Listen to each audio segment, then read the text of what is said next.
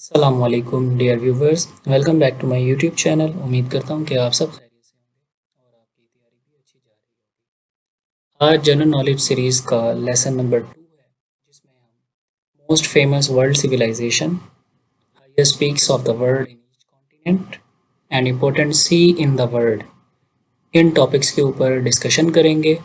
कौन कौन से एमसीक्यूज़ एग्जामिनर की हॉट चॉइसेस होती हैं और किस किस तरीके से वो आपसे एग्ज़ाम में पूछता है। आज इस सब का एनालिसिस इसी लेक्चर के अंदर किया जाएगा। तो अगर आपको हमारी ये वीडियो पसंद आती है तो इसे लाइक करें और अपने दोस्तों के साथ भी ज़रूर शेयर करें, और अगर आप हमारे चैनल पर न्यू हैं तो सब्सक्राइब करना मत भूलें। चलते हैं अपने लेक्चर की तरफ। हमारे पास सबसे पहले ही दुनिया की जो कदीम तरीन सिविलाइजेशंस में से एक सिविलाइजेशन है, that is called Indus valley civilization. इसका दूसरा नाम हड़प्पन सिविलाइजेशन भी है। इसका टाइम पीरियड अक्सर पूछा जाता है, तो ये 3300 BCE से लेकर 1300 BCE के दरमियान फलती फूलती है। जब हम अक्सर देखते हैं ये BCE, BC, AD, CE का जिक्र आता है, तो ये टर्म्स किस लिए यूज़ होती हैं आज आपको मैं ये भी बताता हूँ। सबसे पहले आपके पास एक टर्म आती है BC, इसको बोलते हैं बिफोर क्रिस्ट। इसका मतलब ये होता है कि जो जीसस क्रिस्ट थे उनकी जो बर्थ है उससे पहले के जितने साल हैं वो आपके पास BC काउंट होते हैं। और एक आपके पास होता है BCE, जो कि आपके पास सामने लिखा हुआ भी आपको यहाँ पे दिख रहा है। इसका मतलब होता है before common era. Before common era जो है ये भी एक नॉन रिलीजियस इक्वलेंट टर्म है जो BC के इक्वल आती है। यानी कि आप अगर कहें कि 1 BC इक्वल है 1 BCE के, तो ये बात कहना दुरुस्त है। ये सेम नंबरिंग को रिप्रेजेंट करती हैं और ये वो साल होते हैं जो हज़रत ईसा अलैहिस्सलाम की पैदाइश से पहले के साल हैं। नेक्स्ट आगे चलते हैं। दूसरी आपके पास जो टर्म्स आपको देखने को मिलती है डेट इज़ AD और CE। अब AD और CE आपस में इक्वल होते हैं और ये वो तारीख या वो साल कहलाते हैं जो हज़रत ईसा अलैहिस्सलाम की बाद, यानी कि उनके बर्थ के बाद के जो साल आते हैं ये उनके अंदर शामिल हो जाते हैं। AD एक लैटिन वर्ड है जिसका मतलब होता है एनो डोमिनी, और इसका मतलब होता है in the year of Lord. और CE जो है ये आपके पास कॉमन एरा को रिप्रेजेंट करता है। तो 1 AD जो है वो 1 CE के बराबर होता है। अब अगर आप यहाँ पे देखें तो 3300 BCE एंड 3000 BCE, तो यानी ये वो साल हैं जो हज़रत ईसा अलैहिस्सलाम की पैदाइश से पहले के हैं। यहाँ से एक और क्वेश्चन जो आपसे पूछता है वो ये पूछता है कि ये कितने हज़ार साल पुरानी सिविलाइजेशन है। तो ऑलमोस्ट ये 5000 साल पुरानी सिविलाइजेशन है। इसको भी आपने याद रखना है। इसके 3 फेजेस आते हैं आपके पास। एक को कहते हैं हम अर्ली हड़प्पन फेज, जो कि 3300 से 2600 के दरमियान है। फिर आपके पास मैच्योर हड़प्पन फेज आता है जिसमें ये सिविलाइजेशन अपने पीक पे होती है, वो 2600 से 1900 के दरमियान है। और देन इसका लेट हड़प्पन फेज आता है, लास्ट फेज, जो कि 1900 से लेकर 1300 के दरमियान है, और इस फेज़ में इसका ज़वाल शुरू हो जाता है। अब अगर हम बात करें आज के दौर में ये कहाँ हमें देखने को मिलती है, तो ये आपको मॉडर्न डे में पाकिस्तान और नॉर्थ वेस्ट इंडिया में देखने को मिलेगी। इसके मेजर सिटीज़ जो वो पूछता है कि हड़प्पा जो है वो किस सिविलाइजेशन से ताल्लुक़ रखता है, तो ये इंडस वैली सिविलाइजेशन से, पंजाब के अंदर है, साहिवाल के करीब। मोइंजोदाड़ो जो है वो सेकंड इसका इम्पोर्टेंट सिटी है, सिंध से ताल्लुक़ रखता है, सिंध के करीब है या सिंध में वाक़ है। मोइंजोदाड़ो जो है ये लाड़काना डिस्ट्रिक्ट जो सिंध का है ये वहाँ पे है। इसका नियरेस्ट टाउन जो है वो डोकरी है, जो कि तकरीबन इससे 28 किलोमीटर दूर है। नेक्स्ट आपके पास धोलावीरा है, गुजरात इंडिया के अंदर है ये, और लोथल के नाम से चौथा शहर है जो गुजरात इंडिया के अंदर ही वाक़ है। तो ये 4 हैं जो जिसमें आपसे MCQs वो बनाकर पूछ लेगा। इसके अलावा यहाँ से कोई MCQ नहीं बनता।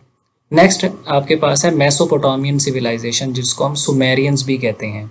इसकी जो लोकेशन है ये टिग्रस और यूफ्रट, आज के दौर में जो इराक है, तो ये सिविलाइजेशन जो है दरियाए दजला और दरियाए फुर्रात इन दोनों के दरमियान फलती फूलती है और इसका टाइम पीरियड 3500 BCE से लेकर 2000 BCE तक है। अगर हम इसके कुछ इंपॉर्टेंट पॉइंट्स की बात करें तो इसको क्रैडल ऑफ सिविलाइजेशन भी कहा जाता है और इसके अलावा फर्स्ट राइटिंग सिस्टम जिसे हम क्यूनिफॉर्म कहते हैं वो भी इसी सिविलाइजेशन ने इंट्रोड्यूस करवाया था। क्यूनिफॉर्म क्या है? तो क्यूनिफॉर्म के बारे में मैं आपको बताता हूँ। क्यूनिफॉर्म जो है ये आपके पास एक राइटिंग एंड रिकॉर्ड कीपिंग वे था जिसको सबसे पहले सुमेरियंस यानी मेसोपोटामियंस ने अख्तियार किया, फिर इनके बाद अकेडियन एम्पायर आया, फिर बेबलोनियंस आए और लास्ट में एसायरियन जो है इन्होंने इस्तेमाल किया। तो क्यूनिफॉर्म के बारे में भी अक्सर सवाल बनता है MCQ आपका। नेक्स्ट है कि सिटीज़ की अगर हम बात करें, इसके फेमस सिटीज़ उरक और लागाश ये इसके इम्पोर्टेंट सिटीज़ हैं। इनोवेशंस इस दौर में जो मॉडर्न इनोवेशंस आप कह सकते हैं उस दौर की थी, वो व्हील था, प्लो हल, इरिगेशन, कोडिफाइड लॉज जिसे हम कोड ऑफ उरनामू के नाम से जानते हैं, ये आपके पास उस टाइम की इनोवेशंस थी। और रिलीजियस अगर हम बात करें कि इनका रिलीजन क्या था, तो ये पॉलिस्थेटिक थे, जिगुरेट्स थे एज टेम्पल्स। पॉलीथेस्टिक का मतलब होता है कि इनके जो खुदा थे वो बहुत ज़्यादा थे और ये टेम्पल्स बनाया करते थे, गिरजाघर बनाया करते थे जहाँ पे ये पूजा करते थे उनकी। ये जो मेसोपोटामियंस थे और आपके पास बेबलोनियन और एजायरियंस थे, ये बेसिकली टेम्पल्स बनाया करते थे जिनको जिगुरेट्स कहा जाता था। जिगुरेट ऑफ उर जो है वो सबसे फेमस है, ये नसीरिया इराक के करीब है। तो ये आपकी जी थी मेसोपोटामियन सिविलाइजेशन। नेक्स्ट चलते हैं एंशियंट इजिप्टियन सिविलाइजेशन। ये रिवर नाइल के गिर्द फलती फूलती है और रिवर नाइल मॉडर्न डे में आज हम इजिप्ट कह सकते हैं कि इस एरिया के अंदर ये एंशियंट इजिप्टियन सिविलाइजेशन मौजूद थी। इसका टाइम पीरियड 3100 BCE से लेकर 30 BCE तक है। और की पॉइंट की अगर हम बात करें, इसमें कौन कौन से इंपॉर्टेंट MCQs बन सकते हैं, तो फेमस अपने पिरामिड्स के लिए, फेरोज के लिए है, एंड ममीफिकेशन जो ममीज पाई जाती हैं वो, इसके लिए भी ये एंशिएंट इजिप्शियन सिविलाइजेशन फेमस है। यहाँ का जो राइटिंग सिस्टम था वो हायरोग्लिफिक्स था। हायरोग्लिफिक्स जो थी ना, ये आपके पास पिक्चर बेस्ड सैम्पल्स होते थे जिनको एक सिस्टम बनाया गया था जिनका और इसकी मदद से मुख्तलिफ चीज़ों को अंडरस्टैंड किया जाता था। थीब्स और मेम्फिस के नाम से सिटीज़ जो हैं वो इसकी इंपॉर्टेंट सिटीज़ हैं। इकोनॉमी जो थी इसकी सारी की सारी एग्रीकल्चर पे बेस्ड थी और वो नाइल के जो फ्लड सिस्टम था उस पर डिपेंड करती थी। रिलीजन इसका भी पॉलीथेस्टिक था, मतलब बहुत सारे खुदाओं में ये यकीन रखते थे और बिलीफ इन आफ्टर लाइफ, इस दुनिया की ज़िंदगी के बाद की ज़िंदगी में भी इनका यकीन था। अचीवमेंट्स की अगर हम बात करें तो इन्होंने कैलेंडर जो इनोवेट किया, मेडिसन और आर्किटेक्चर के अंदर भी इन्होंने काफ़ी हद तक इस सिविलाइजेशन ने आर्किटेक्चर को अरूज तक पहुंचाया। नेक्स्ट आपके पास है गंधारा सिविलाइजेशन। इसकी लोकेशन आपको Peshawar valley, Swat valley, north west Pakistan, eastern Afghanistan इन इलाकों में देखने को मिलेगी और ये 600 BCE से लेकर 500 CE तक, यानी कि हज़रत ईसा के साल जो पैदाइश के बाद के साल थे 500, उस तक ये आपको देखने को मिलेगी। कुशान पीरियड, जब कुशान एम्पायर आता है 1st से 5th सेंचुरी के दौरान, तो ये उसमें फलती फूलती है। अगर हम इसकी बात करें तो इसमें सबसे पहले ये बुद्धिस्ट आर्ट और कल्चर का सेंटर थी। उसके अलावा गंधारा स्कल्पचर, उसके लिए ये फेमस थी। स्कल्पचर कहते हैं 3 डायमेंशनल वर्क ऑफ आर्ट, संगे तराशी भी आप इसको कह सकते हैं, मुजस्मा साजी भी कह सकते हैं आप इसको, तो ये उसके लिए फेमस थी। इंडिया को ये सेंट्रल एशिया के साथ लिंक करती थी बाय ट्रेड एंड कल्चर। इसके इम्पोर्टेंट जो सिटीज़ हैं वो टेक्सिला, पिशावर, सवात वैली हैं और बुद्धिज़्म को सेंट्रल एशिया और इससे दूर के इलाकों में फैलाने में इसका इम्पोर्टेंट किरदार था। नेक्स्ट है अकाडियन सिविलाइजेशन जो कि 2334 BCE से लेकर 2154 BCE के दरमियान वाक़ रही।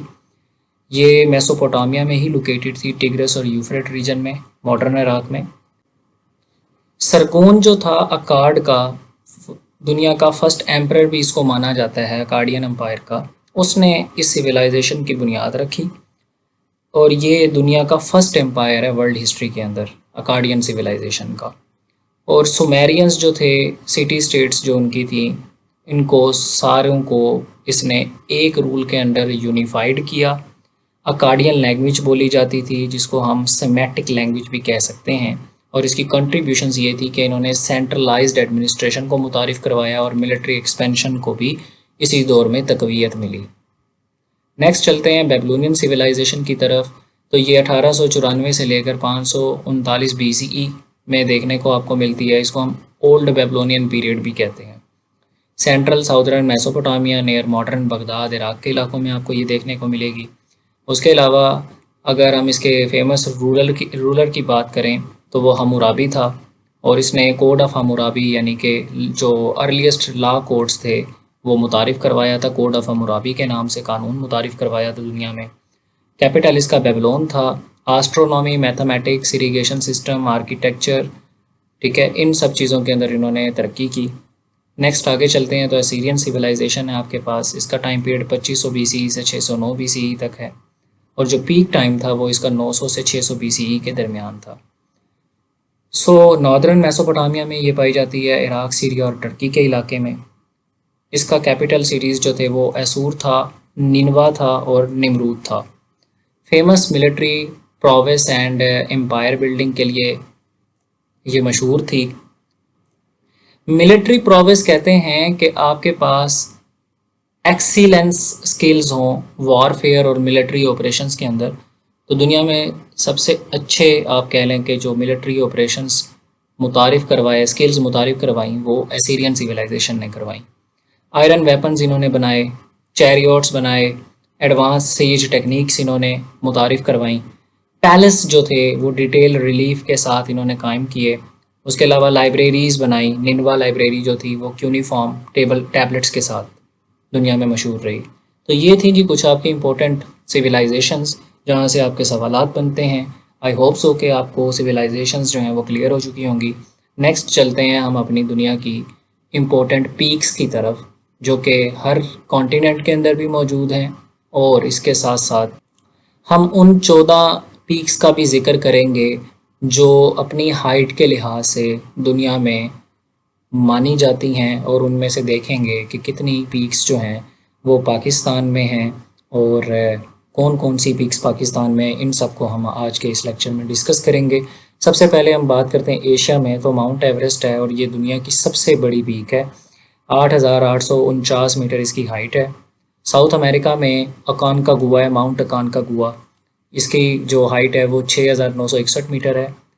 नॉर्थ अमेरिका यानी कि जहाँ पे आपको कनाडा, USA देखने को मिलता है, वहाँ पे दिनाली माउंट मैकेनले जो है वो 6190 मीटर की हाइट पे है।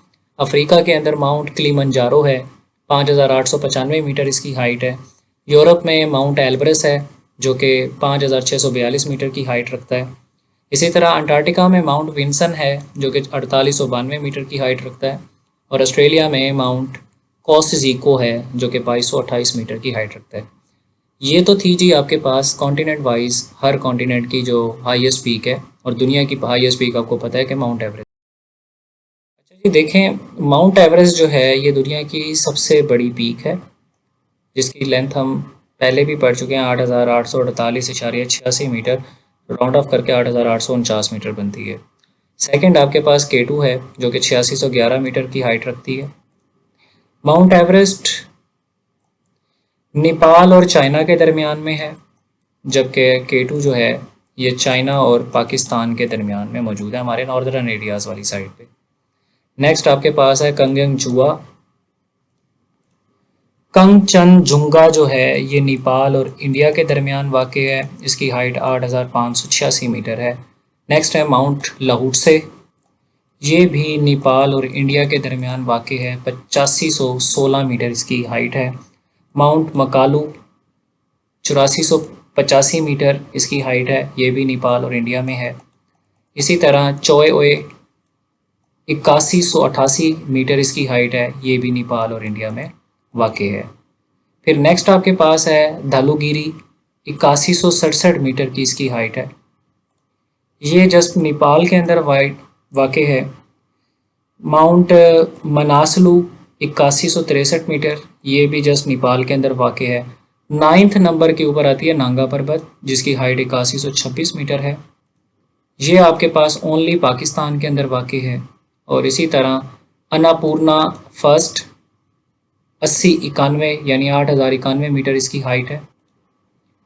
ये नेपाल के अंदर वाक़ है अन्नपूर्णा फर्स्ट। घशरबम फर्स्ट पाकिस्तान और चाइना के दरमियान वाक़ है। 80 यानी 8080 मीटर इसकी है। ब्रॉड पीक, ये भी पाकिस्तान चाइना के दरमियान वाक़ है। फिर घशरबम सेकंड, ये भी पाकिस्तान चाइना के दरमियान वाक़ है। 8035 मीटर इसकी हाइट। और लास्ट आपके पास 14वीं जो है शी पंगमा, 8027 मीटर इसकी हाइट है। शीशा पंगामा 8027, ये 14वीं बड़ी दुनिया की जो है हाईएस्ट पीक है। इनमें से ये 14 पीक्स हैं, इनमें से 5 जो हैं वो पाकिस्तान में हैं। वो 5 कौन सी हैं जो पाकिस्तान में हैं? वो आपके पास पहले नंबर पे K2 आ जाती है, दुनिया की second largest peak, highest peak sorry. Second आपके पास नांगा पर्वत आ जाती है 8126 metre. Gasherbrum first 80 metre. Broad peak 8051 and Gasherbrum second 8035 metre. तो ये आपके पास कुछ इंपॉर्टेंट पीक्स हैं जहाँ से वो अक्सर कभी हाइट पूछ लेता है तो कभी आपसे लोकेशन पूछ लेगा। तो इनको आपने इसी तरीके से याद करना है जैसे मैंने आपको बताया। नेक्स्ट चलते हैं हम important seas in the world की तरफ।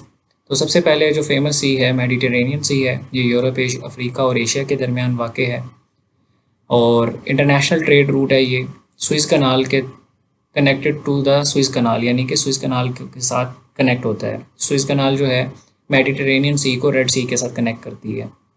और इसके बाद अगर हम कैरेबियन सी की बात करें तो ये सेंट्रल अमेरिका और कैरेबियन आइलैंड्स जो हैं, अमेरिकन आइलैंड्स जो है ना, वहाँ पे पाया जाता है। अपने टूरिज़्म की वजह से, शिपिंग की वजह से, कोरल रीफ्स की वजह से और ऑफशोर ऑयल जो एक्सप्लोरेशन है, ऑयल के ज़खायर हैं यहाँ पे, ये इस वजह से भी मशहूर है। नेक्स्ट आपके पास रेड सी आ जाता है। ये अफ्रीका और एशिया के दरमियान में मौजूद है। One of the world's most strategic trade route linked to the Suez canal. इस स्विस कनाल के साथ कनेक्ट जो सबसे ज़्यादा इम्पोर्टेंट स्ट्रेटेजिक रूट है जो स्विस कनाल के साथ कनेक्टेड है वो रेड सी है। नेक्स्ट आपके पास बाल्टिक सी आ जाता है जो कि नॉर्दर्न यूरोप के अंदर वाक़ है। इम्पोर्टेंट फॉर ट्रेड है, फिशरीज़ है, मेजर इंडस्ट्रियल पोर्ट्स वगैरह के लिए। ब्लैक सी आ जाता है जो कि ईस्टर्न यूरोप और वेस्टर्न एशिया के अंदर वाक़ है। मिलिट्री और कमर्शियल शिपिंग रूट है ये, इसके लिए फेमस है, इसकी इंपॉर्टेंस ये है। कैस्पियन सी जो है Kazakhstan, Russia, Iran, Azerbaijan and Turkmenistan के दरमियान आ जाता है। World's largest inland body of water है, rich in oil and natural gas. Largest inland body कहते हैं ऐसा पानी का ज़ख़ीरा जो चारों तरफ से ज़मीन से घिरा हुआ हो, तो वो आपके पास कैस्पियन सी है। अरेबियन सी जो है हमारे पास अरेबियन पेनिनसुला और इंडिया के पास है, यानी जो हमारा ये दरिया सिंध है ये अरेबियन सी के अंदर ही जाकर गिरता है, अपना पानी ड्रेन करता है। ये वाइटल रूट है ग्लोबल ट्रेड के लिए, फ़िशिंग और शिपिंग के लिए। साउथ चाइना सी है, साउथ ईस्ट एशिया के अंदर मौजूद है। ऑयल, नेचुरल गैस, फिशरीज़ और one of the busiest shipping lens में शुमार होता है इसका साउथ चाइना सी का। बेरिंग सी है, अलास्का यानी यूएसए एंड रशिया के दरमियान है। अलास्का जो है ना, बेसिकली अगर आपको मैं मैप पे दिखा सकूं, ये जो एरिया देख रहे हैं इसको हम बोलते हैं अलास्का। यहाँ पे कनाडा आपका आ जाता है, ठीक है, और इसके साथ ये अलास्का है और इस साइड पे रशिया का कुछ हिस्सा है। तो रशिया जो है वो अलास्का, यहाँ से आपके पास अमेरिका और रशिया की जो दूरी है वो कुछ हज़ार किलोमीटर ही सिर्फ रह जाती है। तो ये अलास्का जो है इसके ऊपर यूएसए का हक है।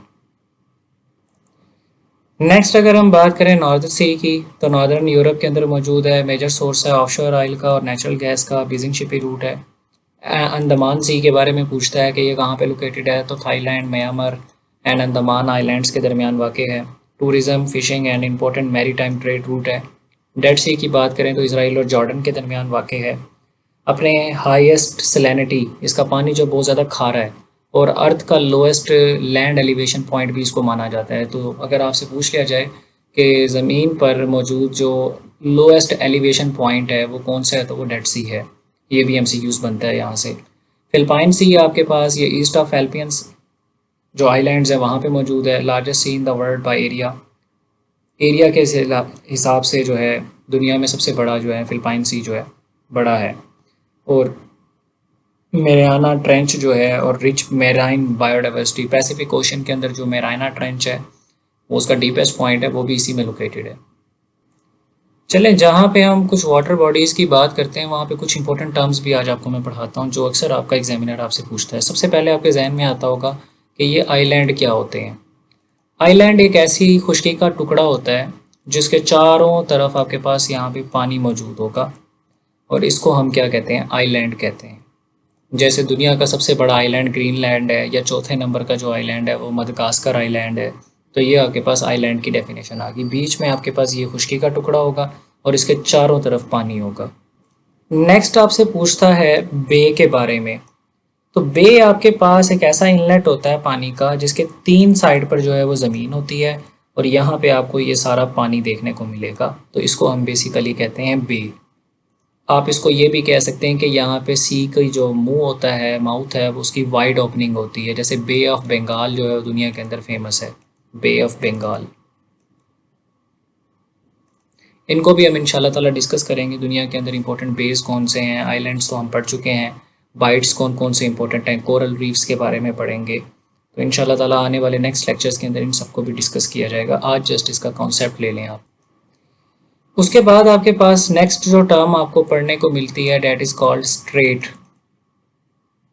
जैसे स्ट्रेट ऑफ हार्मूज का आजकल जिक्र आपको देखने को मिलता है। स्ट्रेट जो होता है ये एक नैरो पैसेज होता है, जहाँ से इसको आप वाटर वे भी कह सकते हैं, नैरो वाटर वे, जो दो बड़े वाटर बॉडीज़ को कनेक्ट करता है। लाइक अगर हम स्ट्रेट ऑफ हार्मूज की बात करें तो ये आपके पास पर्शियन गल्फ और गल्फ ऑफ ओमान, ऊपर पर्शियन गल्फ है आपके पास और नीचे आपके पास गल्फ ऑफ ओमान है, इन दोनों को कनेक्ट करता है। तो ये आपके पास एक नैरो वाटरवे होता है जिसको हम स्ट्रेट बोलते हैं। इसी तरह आपके पास एक टर्म होती है जिसको हम बोलते हैं पेनिनसोला। पेनिनसोला क्या होता है कि आपके पास एक छोटा सा आइलैंड है, ठीक है, लेकिन इसके चारों तरफ तो पानी मौजूद है, लेकिन एक तरफ हम अगर इसको ज़मीन मेन लैंड के साथ एक ज़मीन की पतली सी स्ट्रिप के साथ, ये सड़क है आपके पास, या आप कह लें कि ज़मीन का एक छोटा सा पतली स्ट्रिप है जो इसको मेन लैंड के साथ कनेक्ट कर दे, उसको हम पेनिनसोला कहेंगे। देन लाइक आपके पास मनोड़ा आइलैंड जो था, अब वो मनोड़ा पेनिनसोला हो गया, पेनिनसोला हो गया है, जो कि कराची के करीब है। तो ये कराची की मेन लैंड है, इसको हमने ज़मीन के साथ कनेक्ट कर दिया है। तो जिस पेनिनसोला की डेफिनेशन ये हुई कि 3 तरफ आपके पास पानी होगा और एक तरफ आपके पास क्या आ जाएगी, ज़मीन आ जाएगी, और ये नैरो स्ट्रिप ऑफ लैंड होगी, तो इसको हम पेनिनसोला बोलते हैं। इसी तरह आपके पास एक न्यू टर्म आती है डेट इज़ कॉल्ड इस्थीमस।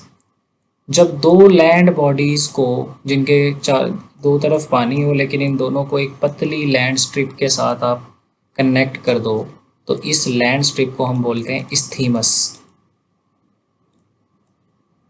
जैसे आपके पास एग्जांपल देखें तो इस्थीमस ऑफ पनामा, वो आपके पास एक इसकी एग्जांपल आ जाएगी कि वो नैरो स्ट्रिप ऑफ लैंड है जो दो मेन लैंड्स को कनेक्ट करती है। इस्थीमस ऑफ पनामा जो है ये नॉर्थ अमेरिका को साउथ अमेरिका से कनेक्ट करती है और कैरेबियन सी को पैसिफिक ओशन से सेपरेट करती है। आप इसको यूँ भी कह सकते हैं, दो तरीके से इसकी डेफिनेशन हो सकती है कि आप एक नैरो स्ट्रिप ऑफ लैंड के जो दो मेन लैंड्स को कनेक्ट करें, या फिर दो लार्जर वाटर बॉडीज़, लाइक जैसे आप देखें एक तरफ अगर आपके पास कैरेबियन सी है तो दूसरी तरफ आपके पास पैसिफिक ओशन है, इन दोनों को ये सेपरेट कर रही है। तो ये कुछ इंपॉर्टेंट टर्म्स थी जी, जिनके बारे में आप आगे जाकर पढ़ेंगे इन डिटेल। तो मैंने सोचा कि आपको अभी यहाँ पे इसका ओवरव्यू दे दें। कुछ की फैक्ट्स देख लेते हैं जी। तो लार्जेस्ट सी बाय एरिया जो है वो फिलिपाइन सी है, 5.7 मिलियन स्क्वायर किलोमीटर इसका एरिया है। साल्टियस सी की बात करें तो वो डेड सी है, 34% इसकी सैलिनिटी है। लार्जेस्ट इनलैंड सी की बात करें तो कैस्पियन सी है। Mostly strategic for global trade जो है वो रेड सी, साउथ चाइना सी और मेडिटेरेनियन सी हैं। रिचेस्ट फिशिंग ग्राउंड जो हैं वो बेरिंग सी और नॉर्थ सी के हैं। और डीपेस्ट सी अगर हम कहें तो वो फिलिपाइन सी है, क्योंकि इसी में पैसिफिक ओशन में मौजूद है, और मेरियाना ट्रेंच जो कि दुनिया का सबसे गहरा तरीन पॉइंट है वो पैसिफिक ओशन में मौजूद है और वो इसी फिलिपाइन सी में मौजूद है। तो उम्मीद करता हूँ कि जी आपके ये टॉपिक्स अच्छे तरीके से कवर हो गए होंगे और आपको इसकी समझ भी आ गई होगी। तो अगर आपको हमारा ये लेक्चर पसंद आए तो इसको लाइक ज़रूर कीजिएगा और अपने दोस्तों से भी ज़रूर शेयर कीजिएगा ताकि ज़्यादा से ज़्यादा लोगों का फ़ायदा हो सके। अपनी दुआओं में याद रखिए। अल्लाह हाफ़िज़।